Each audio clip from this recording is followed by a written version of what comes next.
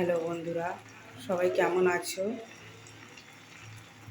সবাই আশা করি ভালো আছে। বন্ধুরা দেখো, আমি আজ কী রান্না করবো। ভেজ ডাল হয়ে গেছে ভেজ ডাল। আর এটা শাক চচ্চড়ি হচ্ছে, এই বসিয়েছি। আর এটা পালং শাক ভাজা, এই পালং শাক না, এটা বেগুন ভাজা।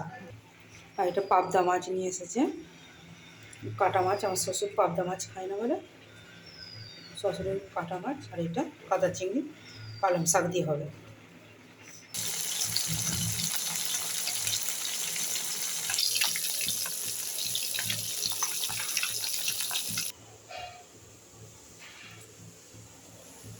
দেখো বন্ধুরা, কাদা মাছটা কড়াতে দিলেই জল উঠে যায়। পালং শাকটা হয়ে গেল বন্ধুরা।